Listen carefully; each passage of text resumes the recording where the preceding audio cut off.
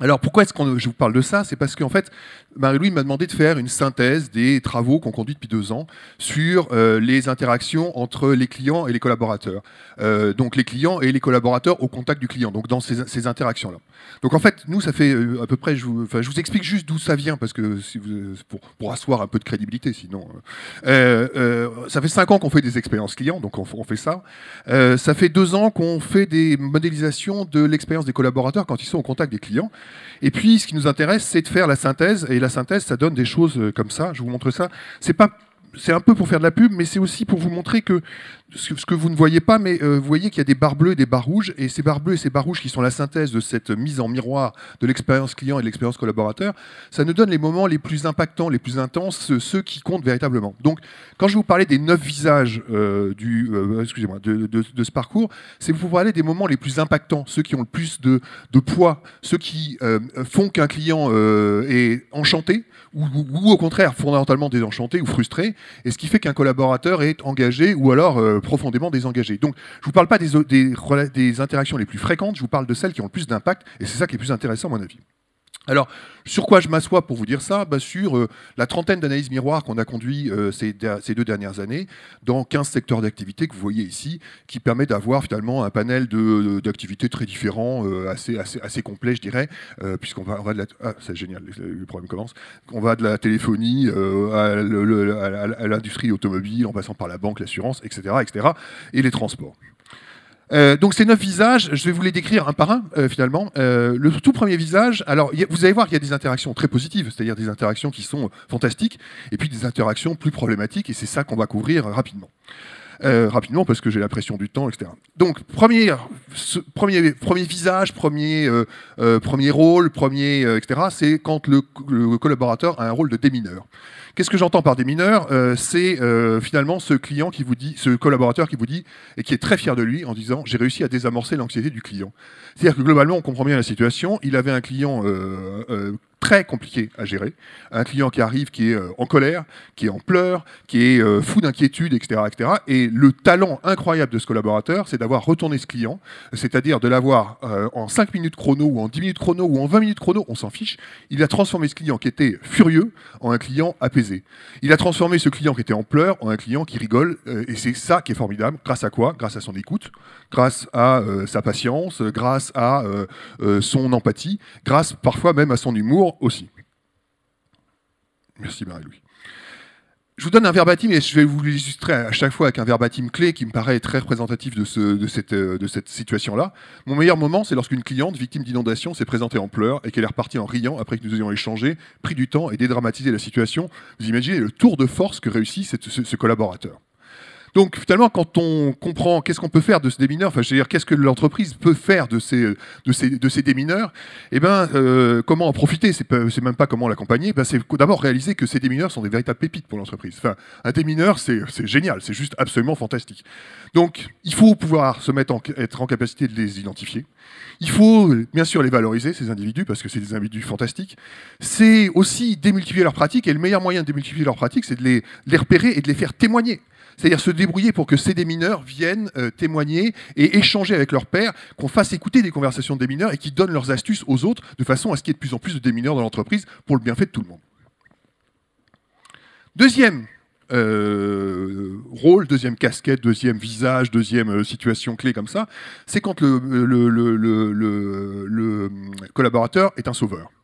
Alors, vous voyez bien, un sauveur, c'est j'adore venir en aide aux clients. Sous-entendu, j'adore venir en aide aux clients qui sont en difficulté. Et vous avez des collaborateurs qui font ça remarquablement. Le sauveur, donc forcément, il a un sens de l'observation. Il repère ses clients en difficulté. Il voit bien ce client qui est en train d'errer devant une borne ou qui s'en sort pas avec l'outil digital qu'on lui a mis dans les pattes, etc., etc. Il a une véritable empathie et une véritable volonté d'aller aider ses clients avec des bornes, avec des outils digitaux, avec des petites astuces sur les contrats ou sur l'utilisation des produits. Il n'hésite pas à dépasser leur attente, etc. Et il va... ça va être compliqué, là. Hein. Mais bon, je vais essayer de faire le plus comme ça.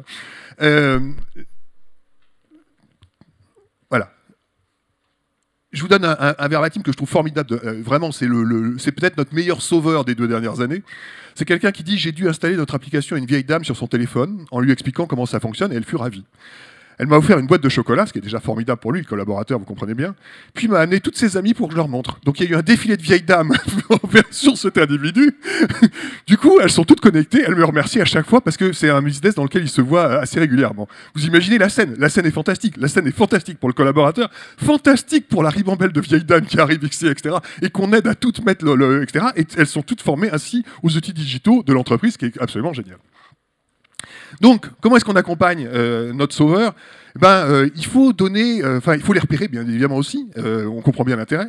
Il faut donner la possibilité aux sauveurs d'apporter de l'aide aux clients, c'est-à-dire les mettre dans cette position-là, enfin je veux dire dans cette possibilité-là, je dirais. Il faut les placer là où les clients rencontrent régulièrement des difficultés. Mettons-les à ces endroits stratégiques, bien sûr, les valoriser et bien sûr capitaliser sur l'initiative. Enfin, je veux dire, des sauveurs, c'est des gens fantastiques, enfin, je veux dire, c'est des gens extraordinaires.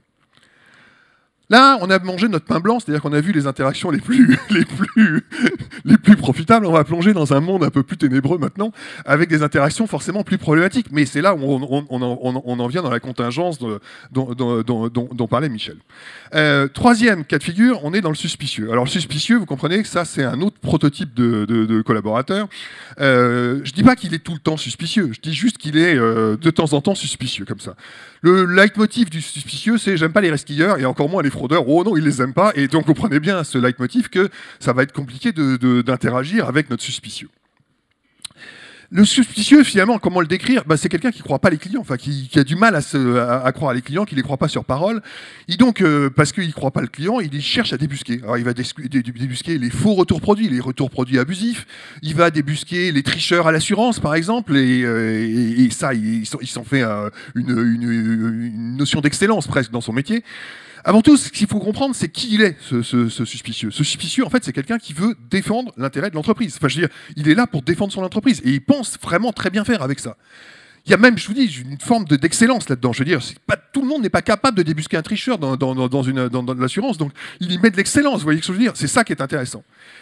Mais sans s'en rendre compte, c'est ça son problème, c'est que sans s'en rendre compte, le suspicieux s'aliène à un nombre absolument incroyable de clients. Parce qu'en étant suspicieux, par exemple dans le monde de l'assurance, les 99% de clients honnêtes, 99,5% de clients honnêtes, etc., ont affaire à quelqu'un qui est assez désagréable finalement. Je vous donne un exemple de verbatim de suspicieux. Les clients oublient que notre entreprise n'est pas une œuvre de bienfaisance. Oh non.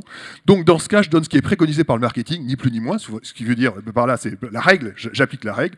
Et les fraudeurs et profiteurs, je les coince tout simplement. Et vous comprenez qu'il y a une espèce de menace claire. Je veux dire, voilà quelqu'un qui dit, voilà où est l'excellence dans mon métier. Donc comment l'accompagner? Enfin, comment... je dirais, limiter son pouvoir de nuisance, etc. Je pense qu'il faut y aller avec beaucoup de pédagogie, avec beaucoup de tact. Pourquoi? Parce que n'oublions pas que c'est quelqu'un d'engagé, mine de rien. Alors je ne sais pas où il se situe dans vos trois catégories, Olivier, là-dessus. Est-ce qu'il est... je pense qu'il n'a pas tout compris. Est-ce qu'il est au milieu? Est-ce qu'il n'est pas... En tout cas, c'est pas un récalcitrant, vous voyez ce que je veux dire? En tout cas, il faut l'aborder avec beaucoup de pédagogie. Je pense qu'il faut vraiment aller le voir et en lui disant « merci ». Merci pour ton engagement, merci pour ta volonté de défendre l'intérêt de l'entreprise. Je pense qu'il faut commencer par ça, parce que c'est ça qui est le motif fondamentalement. Mais il faut lui faire comprendre qu'il se trompe de combat, qu'il n'est pas là au bon endroit, enfin, dans sa façon de faire, il y a quelque chose qui ne va pas. Il faut lui montrer ce qu'il ne voit pas, c'est-à-dire les clients honnêtes qui sont offusqués par son comportement. Et je pense qu'il faut lui donner tout de suite d'autres combats à mener, parce qu'il veut mener des combats, il veut défendre l'intérêt de l'entreprise, et on va lui montrer où est-ce qu'il doit aller, quels sont les combats qu'il doit mener pour véritablement défendre l'intérêt de son entreprise. Quatrième visage, quatrième situation, ce qu'on appelait le démuni. Alors le démuni, vous voyez bien, il est un peu, il a des problèmes d'expression. En fait, il ne trouve pas les arguments. Et c'est pour ça qu'on voit quelqu'un de bâillonné symboliquement ici. Et c'est quelque chose qu'on voit dans beaucoup d'entreprises. C'est quelqu'un qui dit « je n'arrive jamais à justifier nos tarifs, nos frais ou nos augmentations de tarifs devant un client ». Vous n'imaginez pas le nombre d'entreprises dans lesquelles on a vu ce problème-là. C'est un drame pour beaucoup de collaborateurs dans beaucoup d'entreprises. Et c'est vraiment quelque chose, c'est pour ça que je vous mets ce gars qui est en train de se rendre avec son drapeau blanc, parce que c'est vraiment la situation. Le démuni, ce que je vous dis ici, ne dispose pas du discours commercial ou des informations nécessaires pour justifier les prix, les tarifs, les frais bancaires, par exemple. Le drame des conseillers bancaires qui n'arrivent, enfin, je veux dire, rien de pire. On a travaillé dans plusieurs entreprises banque assurance. Le drame du conseiller bancaire qui dit, le drame, pour moi, le pire moment de l'année, c'est quand le client m'appelle en me disant, c'est quoi ces frais bancaires de 15 € que vous me prenez? Et là, c'est la panique. C'est la panique parce que le pauvre gars, il sait absolument pas comment justifier ça. C'est un truc très compliqué à justifier. Voilà, véritablement, voilà le drame. Et il sait que dès que ça commence, dès que la question est posée, ça va forcément tourner au vinaigre derrière et qu'il va jamais s'en sortir. C'est souvent la partie du job que notre démuni redoute le plus. Il vous dit, c'est ce que je déteste le plus, c'est ce que je redoute le plus. Et ils vont même parfois développer des stratégies d'évitement du sujet, c'est-à-dire qu'ils ne répondent pas à des clients qui savent qu'ils les appellent, donc ils ne décrochent pas leur téléphone, ils n'envoient pas de mail, ils n'envoient pas de réponse, ils envoient même parfois des devis avec des augmentations de tarifs, comme ça, en espérant que ça va passer, etc., parce qu'ils n'osent pas décrocher leur téléphone pour expliquer aux clients que cette année, les tarifs ont augmenté de 5 ou de 10%, et ils ne savent absolument pas comment les argumenter. Vous imaginez comment c'est reçu par les clients derrière. Un verbatim ici, une cliente m'informe qu'elle a essayé d'acheter des billets sur Internet, mais qu'arrivé au paiement, ça n'a pas abouti. Donc on refait l'opération. Je lui ai dit que c'était pas grave et qu'on allait faire la réservation ensemble. Mais entre-temps, les billets étaient beaucoup plus chers et impossible de lui expliquer pourquoi. Globalement, elle vous explique, on est typiquement dans des cas, par exemple à la SNCF, où en 10 minutes, le billet a pris 30 €. Et forcément, pour le collaborateur, pour le client, c'est une sacrée mauvaise surprise. Pour le collaborateur, c'est un véritable drame aussi. Donc, qu'est-ce qu'on peut faire pour aider un démuni? Parce que là, c'est vraiment qu'est-ce qu'on peut faire pour les aider? Et pour aider tous ces collaborateurs qui sont dans ces situations-là, il faut, à l'évidence, développer un vrai discours sur tous ces aspects tarifaires, de façon à ce que tous les démunis, mais tous les collaborateurs, finalement, soient en confiance sur ces sujets-là. Il faut qu'ils puissent argumenter là-dessus en toute confiance. Et finalement, ce qu'il faut, c'est ajuster le discours. Souvent, le discours tarifaire, il vient du top management et il descend comme ça, et le pauvre collaborateur doit appliquer un sujet et un discours qu'il ne maîtrise pas. Et bien, c'est ça qu'il faut faire. C'est se dire, qu'est-ce que je peux faire pour avoir enfin un discours que les collaborateurs puissent s'approprier. Et puis, il faut être dans du test and learn. C'est-à-dire que je teste, et puis j'écoute les remontées du terrain pour voir, finalement, là, notre augmentation de 5% cette année, comment est-ce qu'on l'explique. Et puis, il y en a qui arrivent à mieux l'expliquer que d'autres, et il y en a qui sont coincés. Et je pense que c'est vraiment un discours qui doit se faire en mode test and learn là-dessus. Et puis, parfois, il faut un accès facilité aux informations sur des sujets compliqués, les frais bancaires, par exemple. Je suis dans les temps, là. Vous voyez l'angoisse dans laquelle je m'exprime, oui, c'est bon. Cinquième cas de figure, le déjugé. On en a parlé finalement. C'est vous qui en avez parlé, Olivier aussi. Le déjugé, vous comprenez bien l'histoire, c'est mon manager me déjuge devant un client. Et c'est là où on parle des histoires de confiance dont on parlait tout à l'heure, bien évidemment. C'est un moment terrible, très honnêtement, pour le déjugé. Il se retrouve dans une situation, vous comprenez la situation, il est en pleine interaction avec un client, ça se passe pas bien, il est en train d'appliquer la règle de l'entreprise du genre « Ah ben je suis désolé, je peux pas vous reprendre votre produit parce que ça fait plus de 6 mois que vous l'avez acheté, donc au bout de 6 mois, c'est la règle vu que ça s'arrête », ou des choses comme ça. Et le client pousse en disant « J'en ai rien à faire de vos règles », ce qui est donc ce qu'on entend de plus en plus dans beaucoup d'entreprises. Et lui, on lui a dit d'appliquer la règle, donc il applique la règle et il dit « Non, je peux pas, vous comprenez bien, etc. » Et le client dit « Je veux voir votre manager ». Le manager débarque. Et comme dans 90% des cas, le manager, lui, « Oh, la règle, c'est pas si important, il veut pas s'aliéner un client, etc. » Et il dit « C'est pas grave, allez, on reprend votre produit. » Drame du collaborateur. Mais drame du collaborateur, bien sûr. C'est infernal. Il a le sale rôle, il a vraiment le sale rôle. Il est déjugé par son patron, et en plus il s'est aliéné le client. Le client ne voudra plus jamais lui parler. Quand on est dans des relations régulières, comme dans la banque, ou etc., par exemple, ou etc., vous imaginez, là, il perd toute influence sur le client, c'est fini.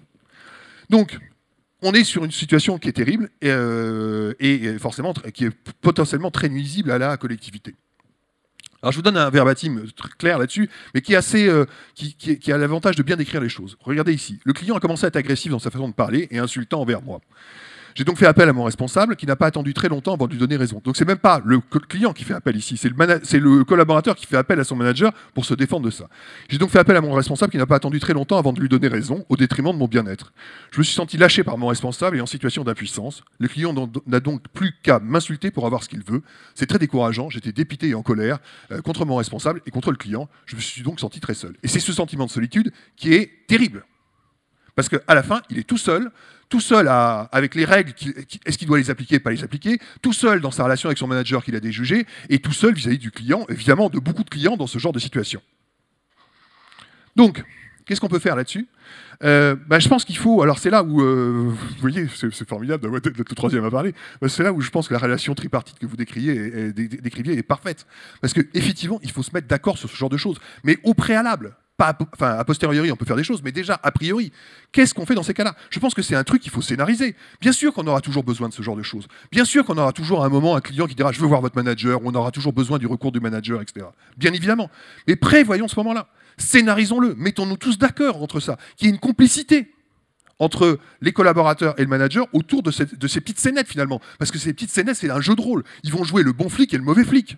Ils vont jouer le mauvais collaborateur et le bon manager. Et c'est très bien, mais à condition que ce soit prévu et que tout le monde soit complice là-dedans.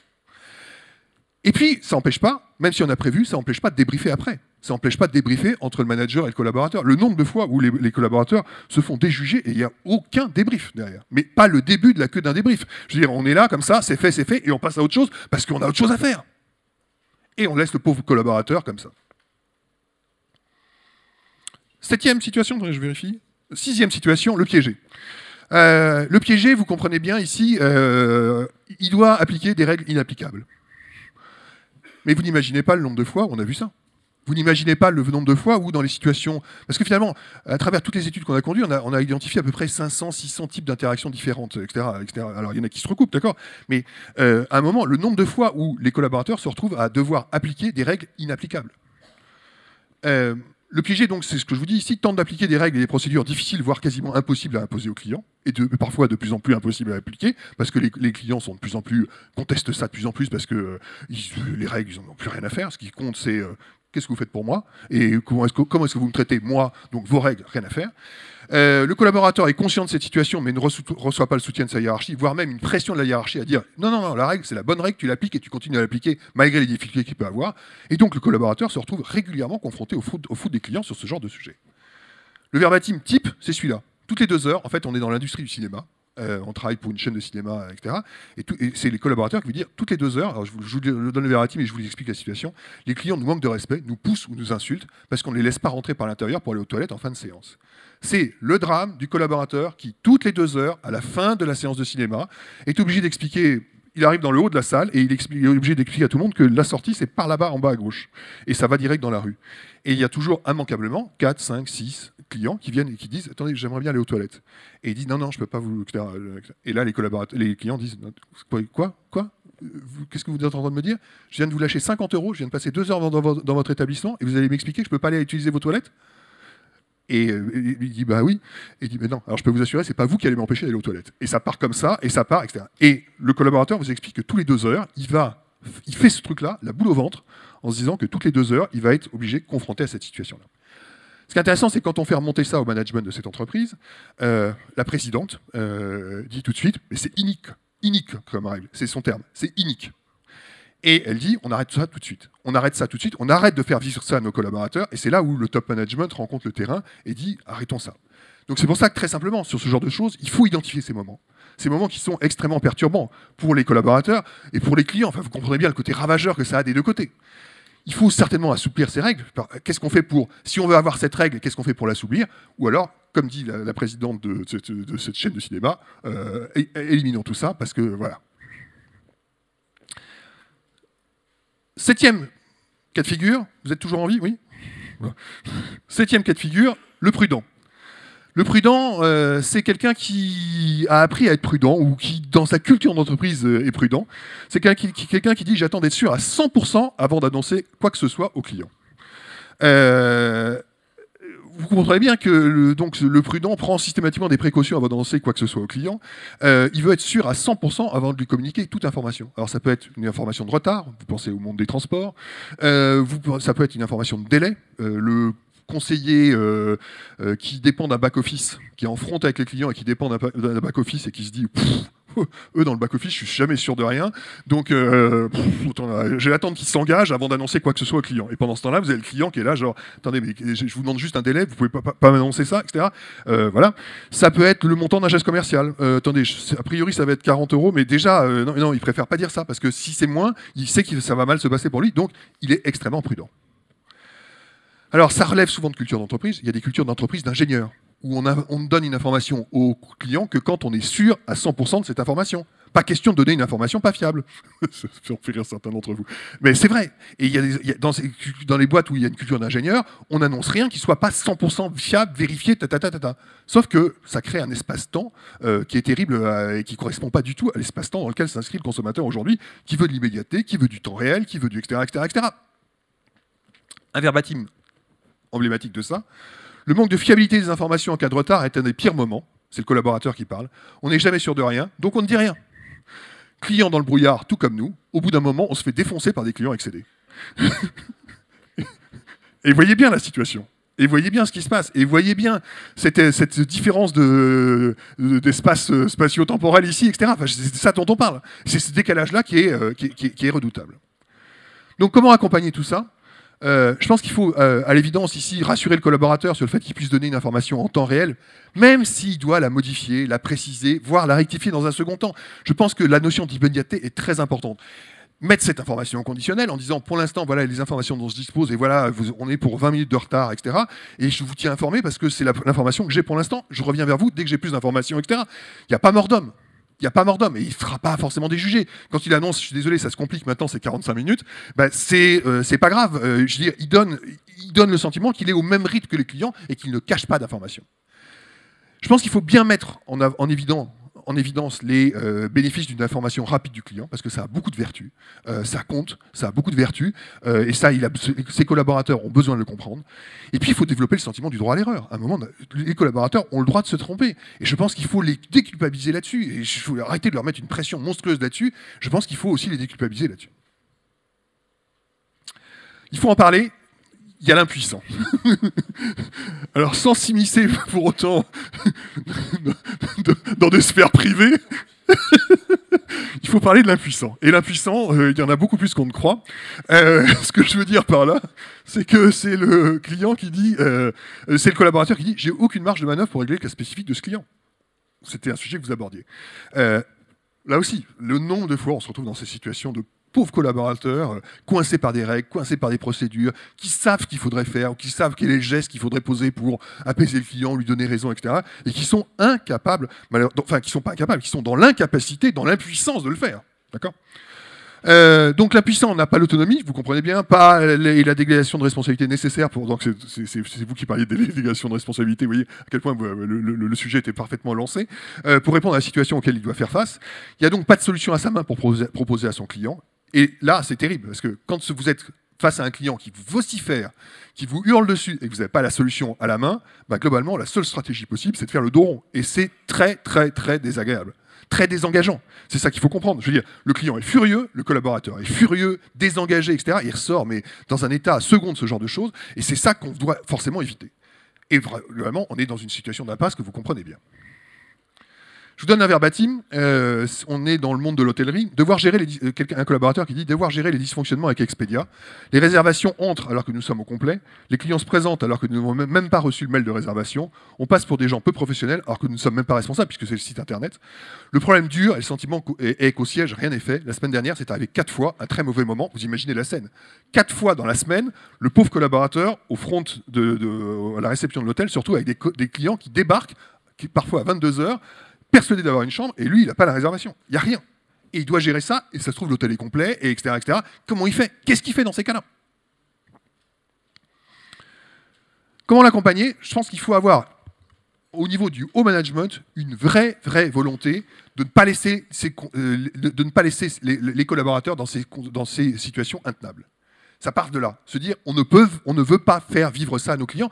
Mais un peu comme la présidente de du cinéma dont je vous parlais tout à l'heure disait, c'est une règle unique, on arrête et on met ça de côté. Je pense que c'est exactement le même genre de situation. On a un nombre de situations d'impasse, comme ça, ce qu'on appelle les situations d'impasse, qui sont parfois mais insoutenables. À chaque fois qu'on fait une étude comme ça, on se retrouve avec entre 5 et 8 situations d'impasse comme ça, qu'on identifie. Donc des situations dans lesquelles les clients hurlent sur des collaborateurs qui n'ont pas de solution. Donc il faut trouver les solutions. Il faut avoir une vraie volonté au niveau du top management de sortir de ça. Il faut écouter les remontées du terrain, bien sûr. Il faut prévoir ces circonstances et les solutions qui s'imposent. Et j'insiste sur le lait, parce que c'est souvent pas une solution, mais c'est souvent un éventail de solutions auxquelles il faut penser, parce que le cadre n'est pas toujours le même. Je pense dans le monde de l'hôtel, est-ce que le client est là pour une soirée ou est-ce qu'il est là pour une semaine ? C'est pas du tout la même chose. en termes de solutions. Et puis, il faut donner, bien sûr, plus d'autonomie, une marge de manœuvre aux collaborateurs en général. Alors, j'ai bien entendu ce que vous disiez, mais il faut en expliquant, ou en tout cas sur ces cas spécifiques, parce que c'est des cas de douleur qu'on identifie, sur lesquels il faut intervenir de façon chirurgicale. Dernière typologie, j'appelle ça le poilu. Pourquoi le poilu? Parce que le poilu, en fait, son leitmotiv, c'est « ce client ne veut rien entendre ». Mais en fait, ce client ne veut rien entendre, c'est aussi une relative incapacité à l'expliquer ou à faire passer des messages de la part de notre collaborateur. Donc c'est pour ça que je vous l'appelle le poilu, parce qu'en fait, le poilu s'est engagé dans une guerre de tranchées et il s'en rend même pas compte. C'est pour ça que d'où l'expression qui vient ici. Il a le sentiment de se retrouver face à un client buté qui ne veut pas l'écouter. En fait, ce que le poilu ne se rend pas compte, c'est qu'il est en train de répéter en boucle, pour la 5e fois de suite, exactement le même argument, qu'il n'arrive pas à changer de discours, qu'il n'arrive pas à changer de posture. Il dit 5 fois la chose, il varie 2 mots éventuellement, mais il vient de dire 5 fois la même chose. Et 5 fois, il s'est pris une fin de non-recevoir de la part du client qui dit non, non, non, non, 5 fois. Et du coup, il se dit, mais j'arrive pas à expliquer tout ça. Un verbatim, l'interaction la plus frustrante vécue cette année a eu lieu lors d'un échange avec un client qui ne percevant pas l'intérêt de nos contrôles de sécurité. Je lui ai expliqué plusieurs fois, mais il n'a rien voulu entendre. Et on comprend bien qu'il demande au client de s'exécuter sur certains points, etc. Et ça passe pas. Et le message ne passe pas. Mais peut-être que la façon dont il explique ce message-là ne passe pas, tout simplement. Et qu'il faudrait changer, etc. Donc, comment accompagner un poilu? Je pense que pour accompagner un poilu, il faut, à l'évidence, systématiser la possibilité de pouvoir transmettre le client à un collègue déjà. C'est-à-dire qu'à un moment, on est dans une situation, une fin de non-recevoir. Je pense qu'à un moment, passer le client à un autre collaborateur qui ne sera peut-être pas un poilu, ça serait plutôt une bonne idée parce que ça permettrait de dire, écoutez, très honnêtement, je vois que j'arrive pas à vous convaincre, je vais vous passer à un autre de mes collaborateurs qui va, et vous allez voir ça avec lui, etc. Mais finalement, ça débloque un peu la situation, et puis ça permet de passer avec une autre façon de faire, une autre explication, etc. Je pense qu'il faut aussi sensibiliser notre poilu, c'est-à-dire qu'on sauve la situation en le passant peut-être à un autre collaborateur, mais aussi il faut sensibiliser le poilu au fait qu'il faut qu'il apprenne à varier les arguments. Il faut qu'il apprenne à avoir conscience de ça, à reconnaître qu'il est à voir qu'il est dans une guerre de tranchées et qu'il ne s'en rend même pas compte. Merci. Il faut lui apprendre à varier les arguments, à varier les angles d'attaque sur un sujet, à varier aussi les postures relationnelles. Et à un moment, il y a des postures qui marchent et d'autres qui ne marchent pas, en fonction de qui il a en face, bien sûr. Et puis, il faut aussi créer des espaces d'échange ou de feedback a posteriori pour libérer les tensions, parce que quand vous avez été un poilu, que vous sortez d'une guerre de tranchées, vous êtes légèrement entamé pour le quart d'heure qui vient, au moins. Donc, à un moment, il faut aussi parler de ces choses-là, et je pense qu'à un moment, un poilu qui n'a pas su faire passer un message doit être capable de pouvoir en parler avec d'autres, avec son manager, avec d'autres pairs aussi, voilà. Voilà ce que je voulais partager avec vous.